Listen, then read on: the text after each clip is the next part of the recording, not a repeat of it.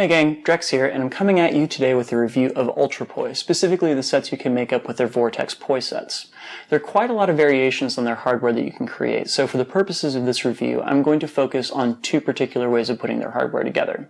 The first is the Vortex Poi inside of socks, and the second is the Vortex Poi on the ends of their Ultra leashes with ultralights for handles. The first thing I'll say right out the gate is that it took me a little bit of research and fiddling around with these to get them dialed into exactly where I wanted them.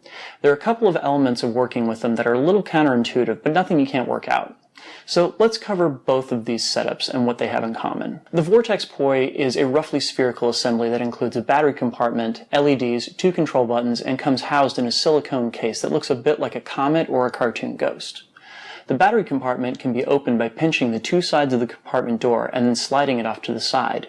There is then a plastic spacer that has to be removed before you can insert the batteries. These take a pair of AAAs. Once you've got batteries inside of it, you can activate the internal LEDs with one of two switches. The ball is essentially divided in half, with the side opposite the battery compartment featuring both the two control buttons as well as a single high-intensity RGB LED, and the side with the battery compartment featuring two low-intensity LEDs. You'll want to place the ball inside of the silicone case in such a way that the side with the battery compartment is faced towards the side you're inserting the ball through. You'll want to rotate that ball around until you get it to a point where the buttons are easily accessible through the gaps in the silicone on the other side. It took me a little while to keep which button was which straight, but what made it easier was thinking of the arrangement of the buttons and the light as being a little like a Mickey Mouse head. Mickey's right ear is the high-intensity LED, and Mickey's left ear are the two low-intensity LEDs. You change the modes by repeatedly pressing either button. You hold the button down for 2 seconds to turn the light off, and hold it for 3 seconds to access a series of submodes. It should be said the high-intensity LED is extremely bright. It's the brightest I've seen on a set of LED Poi in this price range, and it reminds me a lot of Spinoptics on their brightest settings. When using it with socks, the high-intensity LED is absolutely bright enough to illuminate the performer, so the audience can see a lot of what they're doing.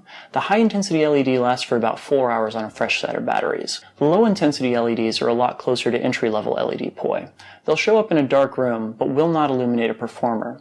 I tried to test out how long a set of batteries lasts with these low-intensity LEDs, and to be honest, I gave up after 20 hours. They last a long time. So now we come to how these work as Poi heads with the Ultra sets.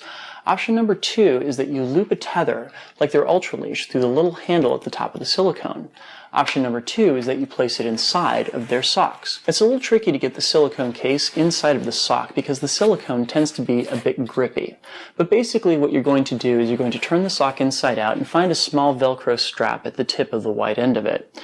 You wrap that strap around the handle at the top of the silicone and drop it through the slit in the sock. You'll notice these two arrangements point the high-intensity LED in one of two directions, either away from you with the leash or toward you with the sock. One big thing right off the bat is that these are extremely heavy, heavier than any other LED Poi I've used short of the mid-tier ultra bright Poi you see with the barrel form factor, like Zebra Poi.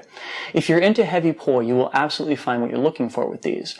I will say, however, that the weight is not adjustable, so if you prefer your LED Poi lighter, you're going to have a tougher time with these. That weight has at least one major benefit. These Poi are really durable. They make a hell of a noise when you drop them, but I was never able to cause any kind of permanent damage to them.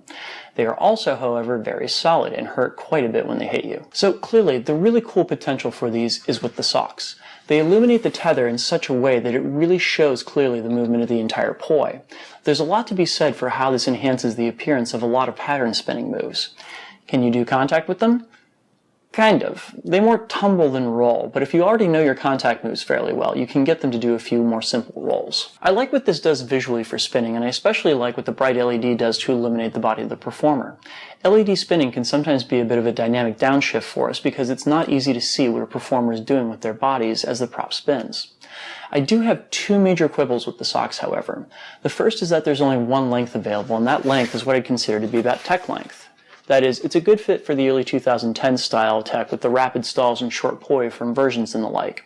It's not as good a fit for contact or Poi juggling. It'd be nice to have the option for longer socks. The second is that because of the design of the Vortex Poi head, the controls for changing modes are pointed up back at the performer as they're spinning. You have to pull the silicone case back out of the hole in the sock in order to change the modes, and it's kind of a hassle. I'd recommend that if you're going to spin with the socks, that you decide on the mode that you're most comfortable with and then just leave the poi there for however long you're spinning. If we switch over to using the Vortex poi with leashes, aside from the weight, I have no real quibbles here. I like that the weight is concentrated all on the very end of the head. It makes stalls cleaner, and especially if you're trained using contact poi, the weight distribution feels really comfortable. The one issue I did run into was with the ultralight handles. The buttons on these are really easy to push accidentally, so it wasn't rare that I'd accidentally change modes unintentionally while spinning, or they'd even get turned on accidentally in my backpack while I was traveling. Not the end of the world, but it is distracting and it can cut down on battery life. So what's the verdict? I love the design of the sock poi. It's a wonderfully lo-fi solution to getting a lit tether. I do wish the option existed for longer socks, but it's not the end of the world. I found I preferred using them after throwing a set of palm grips on over the single loop handles that they come with. But overall, they were fun to spin with, and I like the way they look on video. If super bright is your thing, the Vortex poi on leashes are also a good option, especially for the price range. Given how heavy and hard the Vortex poi heads are though, I don't recommend these as your first set of poi. Get down your basic tricks and hit yourself first, and then give these a whirl. Thanks to UltraPoi for sending me a set of these poi to review, and thank you guys for watching. Enjoy the flow. Peace. Hey guys, just a quick thank you to all my backers out there on Patreon. Thank you guys for continuing to support me as I have been working on my next series of videos. Everybody loved the Flow Arts 1-on-1 series, and I wanted to follow it up with something that I hoped would be at least as much use. So I've got 3 different series that are in the process of being put together right now and will be out there to the world very soon. In the meantime, if you guys found this video inspiring, if you found the information helpful, please visit me at patreon.com/DrexFactorPoi and sign up to help support me in creating these videos. And thank you all so much for watching out there.